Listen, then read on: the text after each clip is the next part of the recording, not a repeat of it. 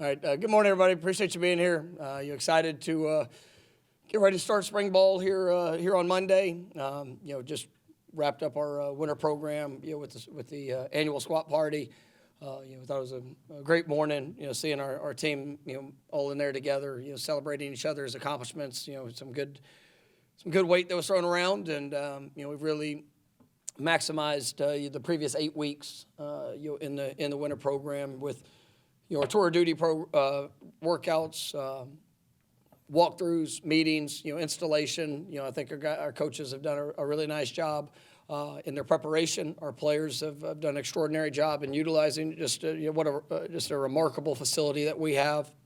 All the things as you go through 2 years of sacrifice, of field space, of construction, of all the things that we've kind of had to work through to be able to be in that facility is truly special. And, just the efficiency of time, the amenities that our guys have, I would say that, they've probably increased anywhere, 30 to 50%, amount of time that guys are in the facility, just, even when not required. And that's something that, it's a compliment to them, to the extra work that they're doing, the ways that they're utilizing the technological resources, a lot of the player space that they have.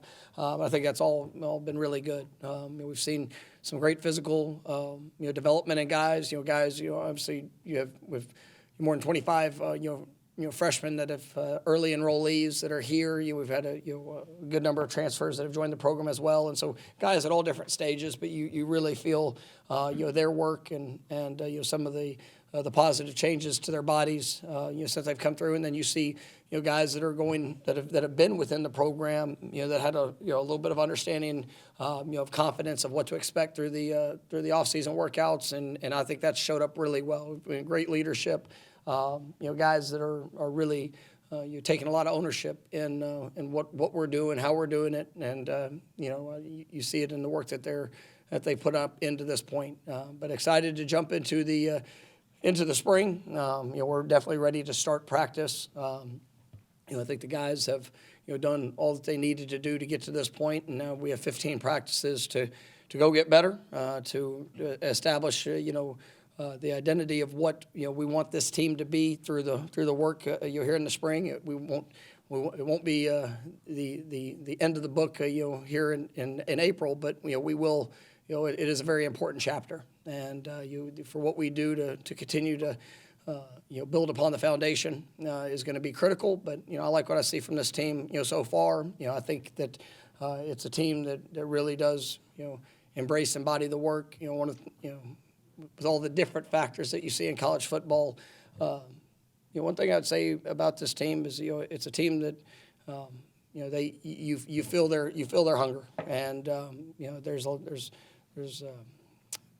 definitely a purpose behind every day that they've showed up, and you see that within their work and just all that they've been able to do. And so I'm really proud of them for this winter program. Grateful for the staff, Coach Storms and his group, Jaden and nutrition, Slick and athletic training. All the people, Jason and the managers and the time that they spend in helping prepare all things for our players. Just very grateful for that work, and ready to get out on the football field.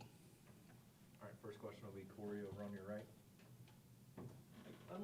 I think unlike the last 2 years when you had Tommy come in and DJ come in, and it seemed like they were penciled in as starters. Is there a difference this year with Ashton coming in that Kevin Sperry has shown something? I think you guys really like him. Is this going to be a legitimate, the best man win quarterback battle? It's going to be across our football team. It's going to be best man will play, and that's. I think we have big expectations for Ashton on what you bring a guy in that has experience that's, at this point of his career, there are high expectations for what that needs to look like. Kevin's been here for a year. Really, really proud of him and his growth, his progress. But absolutely, this is going to be every day. I want to see guys challenged to go be the best that they can be, and who's going to, lead in production when they step on the field. You have 10 other guys that are playing, better because of what they do and the position that we put ourselves in. And so, like I said, I've got very high expectations for Ashton. And, he's got to go, be all that I know he can be. Same thing with Kevin, and I think it's going to be a fun. That position specifically is going to be a fun one to watch, because they're very talented young men that you can feel their presence within this football team, already. Especially Kevin being young, and Ashton obviously just starting here in January. So definitely looking forward to the battle that's ahead. But across the board to answer the question, that's what it's going to be at every position. And we've got guys that are returning that have good experience. You look at the defensive front. I think 4 of the top 6 guys on the defensive line return and got an opportunity that when you look at the production, you look at what these guys are doing. But there's a great push, and I'm really looking forward to that group. Same thing at linebacker, defensive backfield. Offensively, the receiver position is one that we're returning some really, really talented and productive guys, but also. That's been a fun group to watch this offseason. And, you talk about speed, explosiveness, guys that bring some playmaking ability. A running back room is going to be one that I think's got can be a great strength. Really, I think I went through every position now. But, I am excited about this group. And you got to show up on a daily basis, and you got to continue to push and produce. All right, we'll come to Brendan over here on your left. We haven't gotten to talk to you since Coach Malzahn retired. I guess one, you taking it back over as a play caller, excitement level for that, I'd imagine you would have, and then 2, just the timing with Coach stepping down. Does that impact, or did that impact? Would that have impacted, I guess, hires, personnel, anything if it had been a different timing? Obviously grateful for everything that Gus poured into the program. Obviously, going through the year, going into this off season, there's some. I know it was a tough choice, but it was the right choice for him and what he felt for him and his family and for all that he's done. But when you look at the guys that we have, I'm really excited about the group and the guys that they fit what we want to do, and they fit, and I believe that the versatility and the things that we're capable of will fit the skills and the strengths of our players. And and I am excited. I'm excited to be back, in the room. Obviously, Tim Harris has done say in the last, more than a month period of time. Really has done an outstanding job of putting his stamp, on this offense and being able to, the way that he. Pushes, challenges, lifts up guys. He's a tremendous leader of men. He's been in this position before, and it was a very seamless transition for us. And as we move forward, to be able to do this together with, finding the best combinations of what this is going to fit for our team. And I've going into my 11th year as a head coach. I think 7, 8 years, I've been the play caller and doing that, something that, we've had success with. And, I think with some of the enhancements within our personnel department, being able to bring John, being able to bring Taylor into the program and some of the additional personnel, it really allows me the opportunity to where I feel I can put everything I have into the task that's at hand and knowing that there's ownership in every one of those other areas with a well-equipped and very talented personnel staff that we have now. And so really looking forward to how all of it comes together. But yeah, I'm having fun and doing what one of the things I really love to do. We'll go to Ira over on your right. With some new coaches, as you mentioned, but then also Ernie and Austin getting elevated and 50-plus new players, and can you talk about the newness or the energy, what you've seen from this whole team in terms of not just the players but the staff? Yeah, no, we've really been able to,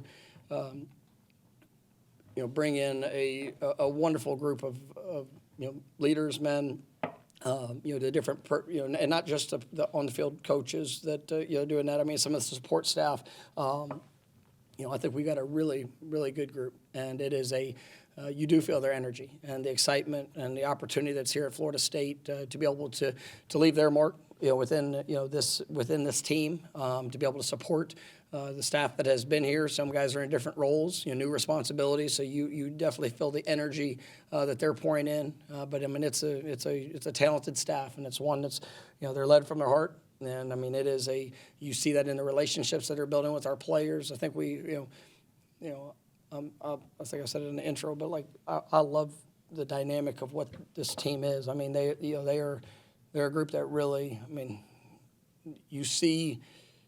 It's one thing to have relationships. The guys can go out and they can go eat together. They can have fun and enjoy, being college students together. But it's another thing when you see them embracing that time together through the work. And, just see them around the facility together. To see the guys, I mean, I'll walk in 6 o'clock in the morning. You get guys in the meeting room, just players sitting there watching film and going through. And like, that gets me excited.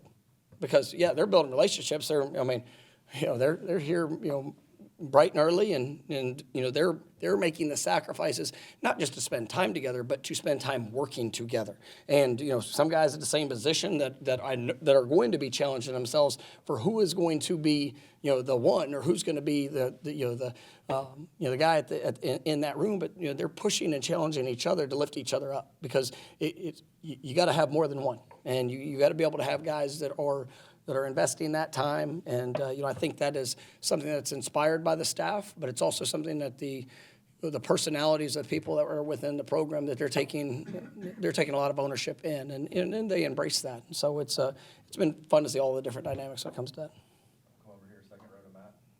Hey, Mike, you mentioned the enhancements in the personnel department a couple minutes ago. Can you elaborate on that? What have kind of been the early impacts that they've had for you all? Well, I mean, I think that, you see, with the staff, there's so many different layers when it comes to recruiting now. And I mean, you got the evaluation process. It's college football is different. Much more different now than it's ever been. It used to be, hey, let me evaluate the players, and hey, this guys we feel are good enough to help us win, and let's go recruit them. Now it's not just the evaluation of saying, hey, is this guy good enough to help us win at Florida State? It's well, how much are you willing to invest in that player?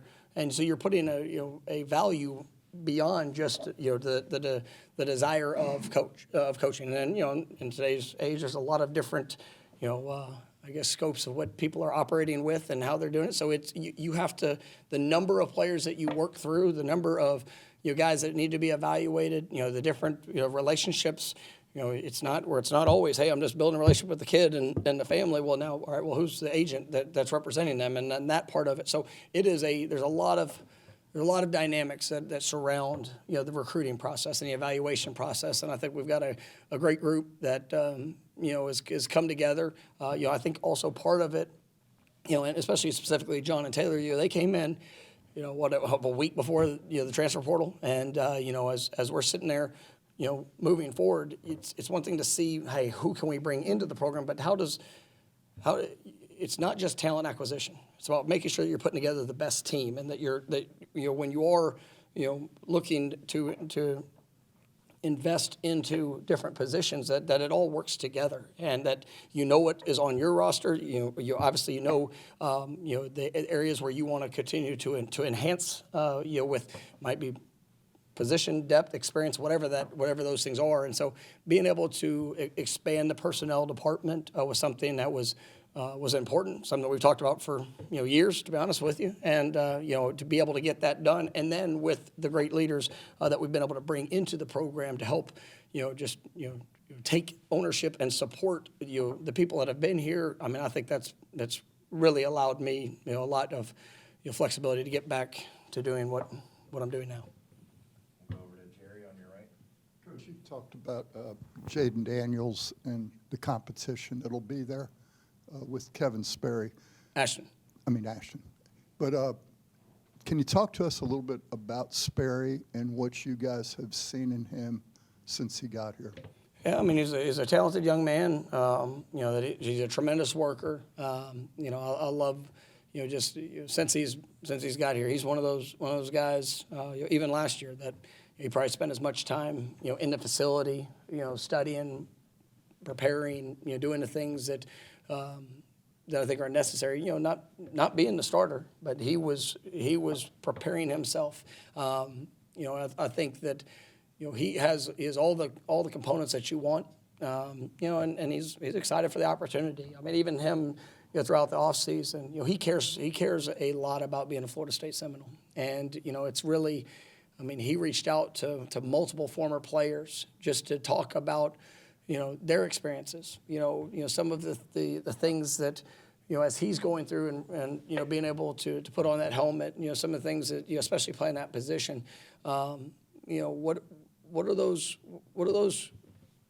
I guess, critical components within the culture and from the past players and those different dynamics. And I mean, that's something he did on his own. We always have an open door for past players to come back. And, as they come in, I love seeing that. But when you have players that are initiating that, I think it speaks to the man. And, Kevin has, got a great heart. He's got a lot of work in front of him. And, he's going to experience, all things of being a college player, the ups and downs. I mean, that's all part of it. But, I mean, he's built the right way. And, to see him, to see Ashton and really, seeing those two guys, how they are working together and being able to help, push and challenge each other. Because, that position's it's a wild one. And, I think both of them have done a really nice job and made up about the right things. Over here to Chris. Last season, running back position saw a great deal of rotation. As you guys built that room out for this season, was the intention to have it a little bit more top-heavy and focused on one, maybe two guys at most? Yeah, I mean, I think when you look at last year, that was one of the things that, there was a lot of competition in the room.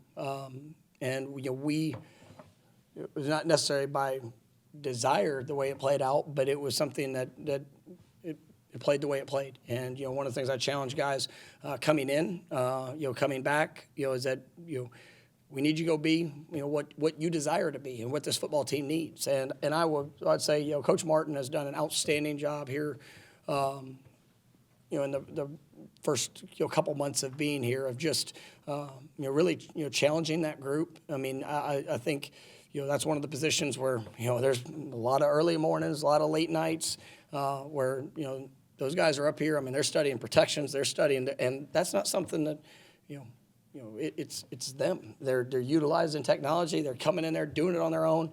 I just watching that group and under the squat bar was really, really impressive. I think we had multiple. I think we had 4 running backs over 550 on the squat. A couple of them pushing 600. I mean, it was really it's an impressive group. But it's also within this offense and specifically really more to what I've done throughout the years. I mean, there's going to be plenty of times where you might see 2 backs on the field at the same time, and if guys put themselves in a position where, hey, this is a personnel grouping that you see you see a competitive advantage or utilizing what they do, but I think we have guys that have the full potential to be lead workhorses within the offense, but also it's going to be highly competitive, and I don't think there's not many offenses out there, across college football where you're just going to see just one. I don't think that's real, and just the physical element of the game. So you have to have multiple guys that can make an impact. And I think,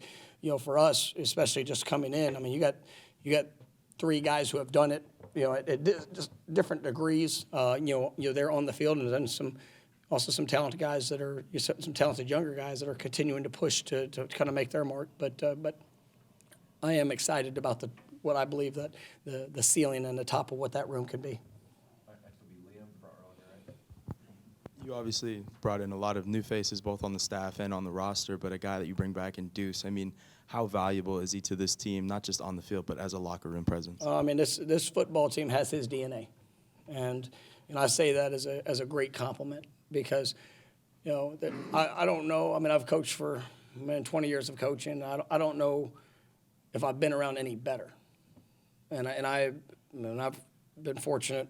I've coached, Campbell Award winners. I've coached All-Americans.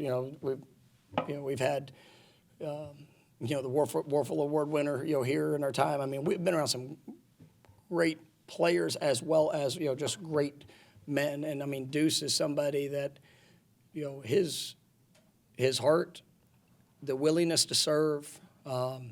What he pours into his teammates, how he challenges himself. Man, I'm grateful for the opportunity to be able to coach him for another year. I mean, he absolutely could have, declared and went and, he would play in the NFL next year if he elected to do that. But, he wanted, this year for him to be better. And I think you feel that in how he works, what he does. The urgency that I feel from him in being the complete receiver, but he's also not wasting days. There's no wasted day if he's not in the facility. I mean, he's doing something, making an impact within our community. There's a couple weeks ago, I'm there, at the Capitol, with the Children's Literacy Weekend. I mean, he's out there reading to kids. I mean, this Monday night, he was there. I guess I can't think Monday. With the Horizons Unlimited, event that he had, and I mean, he's taken a part of that, for just helping impact our university and telling his story. But yeah, definitely a special young man, and I think his DNA is something that is felt because there's no hesitation, and I think it was one of the first days of story time, I guess. But I mean, one of the first days of our winter program.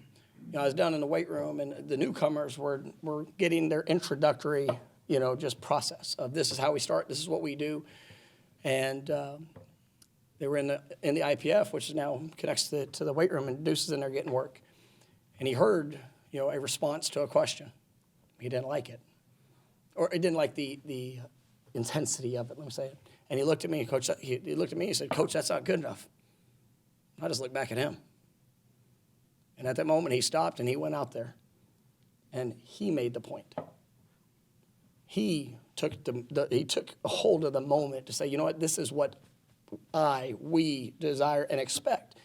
And that was the very first week of the winter program. And I've seen him throughout that, not holding back to saying, well, hey, should I or not? No, if there's an opportunity to call somebody up, he's calling them up.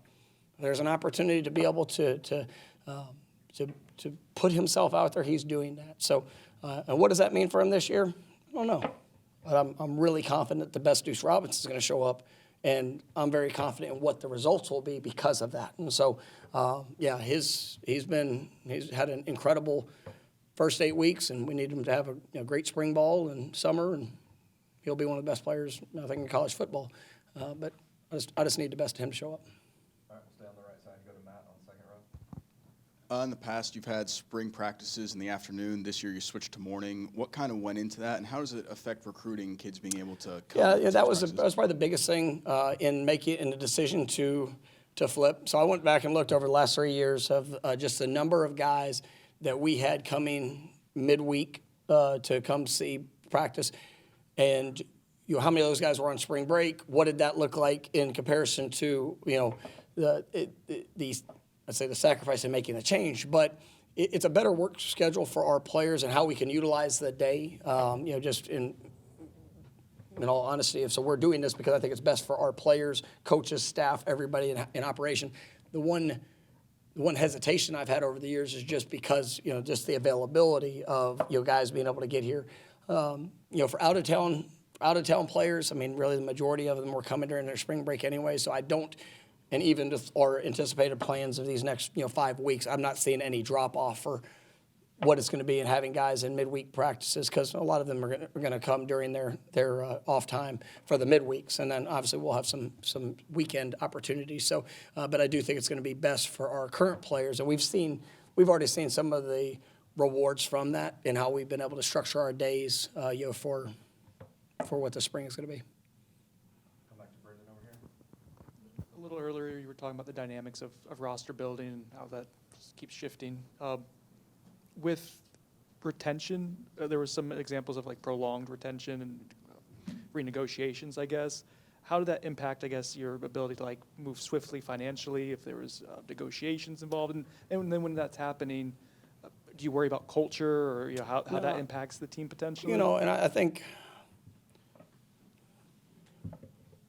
what is perceived on the outside is not always the reality of the inside. And you talk about some of the early parts of the process, and then there are the situations where there's a process that whether it's kids, schools, everybody, works through to kind of find the best situation, that, they're moving forward. And I do think that's a new age in college athletics, that, we tried to be as, advanced as we possibly could be, looking at some of those dynamics, but there's still, it's a new age. And so I felt comfortable with where we were able to land in a lot of those situations. But it is, when you're looking at the timeline of what resources you have and where those going to be dispersed. I mean, some of those things you just say, well, this is